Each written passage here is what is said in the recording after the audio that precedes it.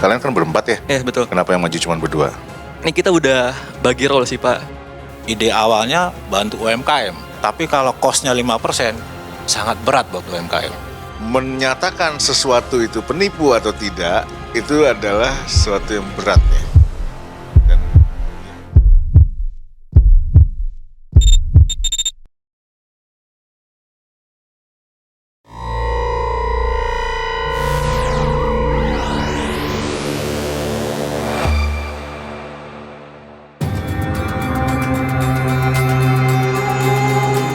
Ribuan ide telah disaring.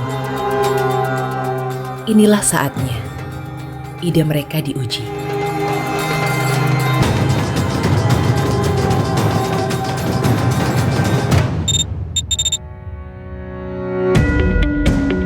Tahukah Dewan Juri sekalian, ketidakselarasan peningkatan pertumbuhan pengguna internet dengan literasi digital dari masyarakat Indonesia menciptakan gap yang begitu besar, sehingga dimanfaatkan oleh orang-orang tidak bertanggung jawab untuk melakukan aksi scam dan penipuan. Chatbijak sendiri adalah sistem AI multi-agent yang bertujuan untuk mendeteksi penipuan dalam kurang dari 1 menit sebagai sebuah sistem pencegahan dan prevention.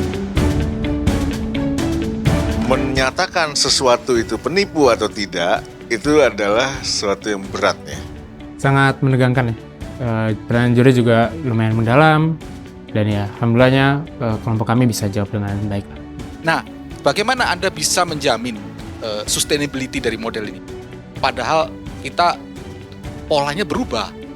Cukup menantang ya dari awal gitu, dari kita karena tahu wah ada 700 sekian orang gitu yang daftar gitu, dan tiba-tiba sampai akhirnya hadir di sini gitu ya bersama teman-teman di 10 finalis. Itu sangat satu proses yang sangat-sangat wajib disyukuri ya. Bapak Ibu, sebenarnya ini bukan tentang uang yang hilang. Jauh lebih dalam, sebenarnya ini adalah tentang ancaman kepercayaan yang hilang. Oleh sebab itu, di sini kami hadir untuk menjawab tantangan ini dengan Garda AI. Value-nya di tim ini atau graph neural network ini apa? Karena kalau dari network analysis aja cukup, why we move to graph neural network? Kan kami dari tim profesional ya, jadi ya pasti kita juga apalagi di BRI kerjaannya juga pasti banyak gitu, dan untuk menyempatkan waktu mengerjakan hackathon ini juga banyak mencuri-curi waktu gitu ya. Jadi ya awalnya ya kita effort semaksimal mungkin gitulah sampai bisa kita akhirnya submit gitu. Banyak dramanya juga banyak waktu itu. Faktanya, karyawan baru itu rentan turnover. Jadi, turnover rate itu bisa mencapai 50% di 18 bulan pertama. Jadi ini bisa ngerugiin perusahaan hingga 6-9 bulan gaji karyawan untuk cuma mencari penggantinya gitu. Oke, perkenalkan ini adalah Tara. Yang mau Tara achieve adalah kita bisa gunakan Tara dari awal kita terjun ke perusahaan tersebut di onboarding, dan bisa dipakai juga untuk upskilling dan reskilling. Jadi kursus yang dibuat akan sesuai dengan konteks perusahaan gitu. Misalnya ia mau pelajari teknologi baru, tapi itu dibikin align dengan strategi perusahaan gitu. Kalau ditantang bisa lebih cepat atau tidak gitu ya, atau memang strategi marketingnya. Kami memiliki mimpi agar lebih banyak lagi karya Indonesia yang bisa hadir di panggung internasional. Solusi kami berkontribusi pada inclusive economic growth melalui AI service untuk digital delivered export. Pertanyaan selanjutnya adalah siapa yang akan beli produk kami? UMKM siap juga menyelesaikan permasalahan tersebut dengan menggunakan similarity search based recommendation system untuk mencocokkan UMKM dengan profil buyer di seluruh dunia. Jujur lega banget nih Kak, soalnya aku pun baru tidur 30 menit. Jadi kayak rasanya tuh setelah tadi kita penjurian itu kayak ngerasa semua yang kita mau keluarin tuh akhirnya keluar juga. Walaupun sebenarnya persiapan kita 100%, mungkin yang bisa kita keluarin cuma 50% karena waktu gitu ya. Ketiga nih success fee teman-teman agak steep juga sih sebetulnya 5% gitu ya. Ini mungkin apakah teman-teman sudah eksplorasi fee atau misalnya mungkin revenue dari tempat-tempat lain. Berarti makin gede dia ekspor, makin besar dia harus bayar kalian. Itu yang mungkin salah satu masukan kami ya. Itu memang kita punya rencana yang cukup panjang untuk build this ecosystem. Jadi we not just build the platform, we build the ecosystem, which means every stage itu kita bakal dibantu juga dengan partnerships dengan lembaga lain, berkolaborasi dengan berbagai lembaga di luar BI juga dan segala macam, sehingga nanti terbentuk ekosistem yang memudahkan kita streamline proses dari UMKM untuk melakukan ekspor hingga go global seperti itu. Kita semua tahu Indonesia tidak kekurangan niat baik, tapi terkadang niat baik itu tidak menyentuh kepada mereka yang membutuhkan. Inilah cara kerja dari Sibisa. 4 dokumen naratif tadi akan digabungkan dengan data statistik. Inilah yang kita sebut sebagai metode hybrid. Dan akan dimasukkan kepada pipeline RAG dan LLM sehingga keluarnya sebagai adalah skor kelayakan. Nah, untuk konsep ini, once nanti digunakan oleh pemerintah, desainnya mau seperti apa? Karena ketika ada nanti diputuskan sebagai data utama, ada kesalahan algoritma yang berdampak kepada salah sasaran juga, siapa yang bertanggung jawab? Tadi saya ingin memberikan saran sebetulnya, kenapa datanya cuma narasi. Harusnya kalau bisa mengintegrasikan, katakan langsung integrasikan ke PLN gitu misalkan. Kemudian langsung integrasikan ke pajak, integrasikan ke pinjol gitu misalkan, dan banyak data yang bisa diambil gitu kan, ini akan jadi sangat powerful. Ini bukan hanya soal siapa yang paling cepat menulis kode, tapi siapa yang mampu memahami makna dari sebuah inovasi. Melihat banyak sekali peserta yang antusias, baik itu yang dari mahasiswa maupun yang profesional. Dan yang membuat saya sangat kagum, banyak proyek yang saya lihat bisa menjawab banyak tantangan di dunia finansial di Indonesia. Jadi saya yakin sekali kegiatan seperti ini bisa sangat bermanfaat bagi industri finansial.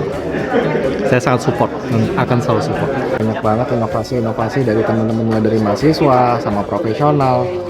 Ide-idenya, inovasinya juga menarik.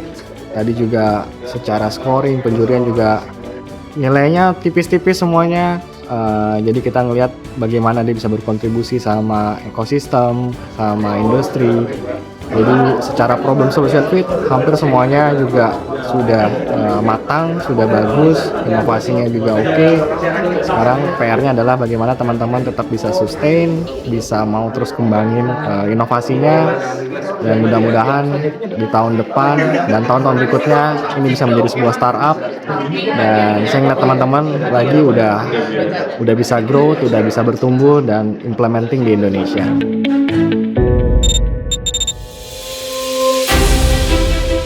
BI OJK Hackathon 2025 mungkin telah berakhir, tapi dampaknya baru saja dimulai.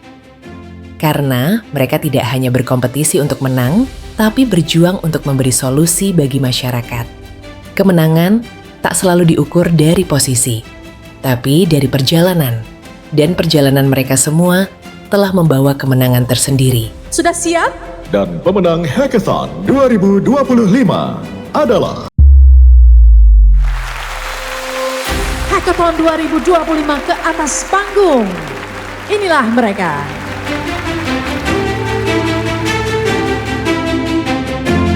Selamat kepada seluruh pemenang BI OJK Hackathon 2025.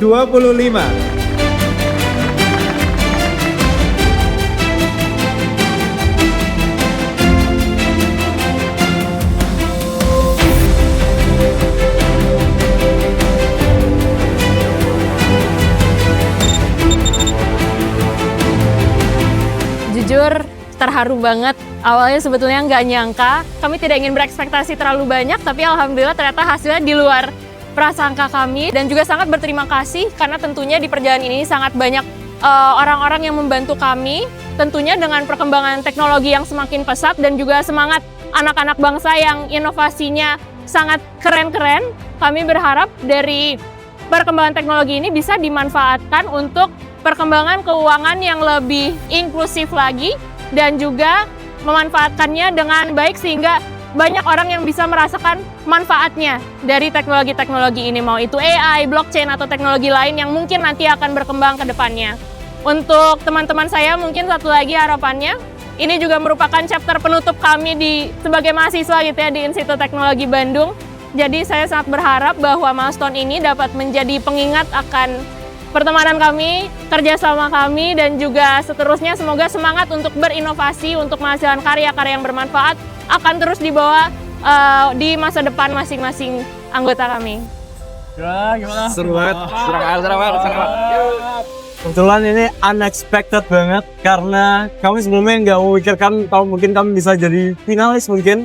Tapi sampai di titik ini kami bersyukur banget ternyata kami bisa sampai di juara 2 Hackathon Finalis 2025 ini. Harapan kami Kansa ini tidak hanya berhenti sampai di Hackathon aja, tapi kami bisa terus mengembangkan Kansa ini sampai ke khalayak masyarakat untuk seluruh Indonesia, dan bahkan ke depannya kalau memang Kansa Kids ini sangat berpotensial, kami harap Kansa ini juga bisa sampai ke area Asia, bahkan seluruh dunia. Sebelumnya thank you. Gimana ya? Kira-kira guys, kita jadi juara 3. Rasanya sih, wah bangga banget sih.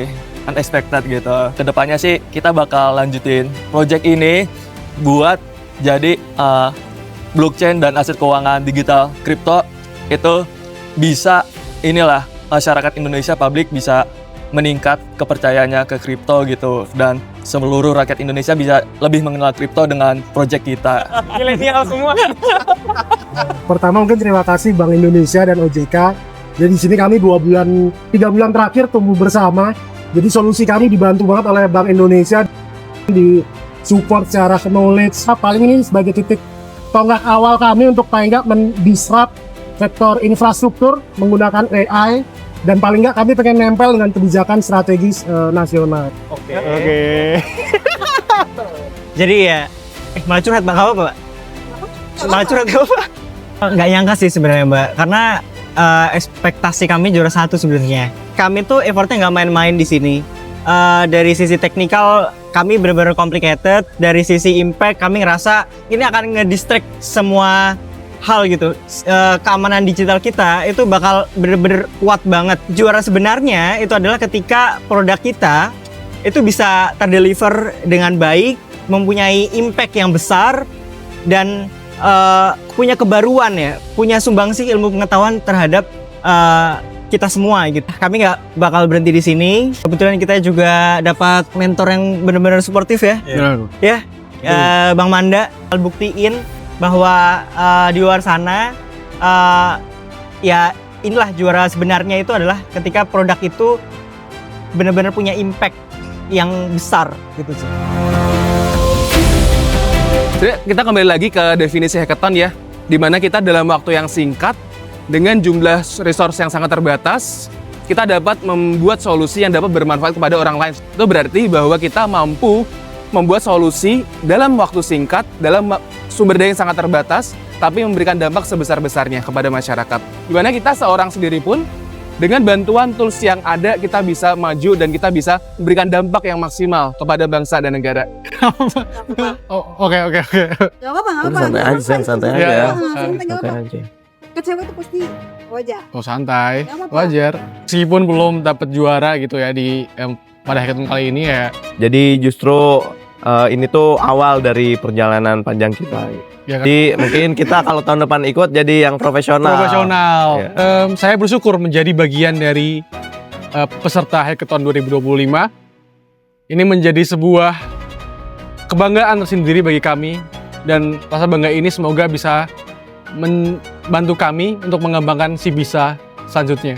Dan semoga Sibisa ini bisa benar-benar diterapkan, karena memang itu tujuan kami untuk membantu orang-orang yang miskin. Di era di mana teknologi melesat tanpa batas, hanya kolaborasi yang bisa membuat kita tetap seimbang. Dan di titik itu, ketika inovasi bertemu regulasi, masa depan menemukan bentuknya.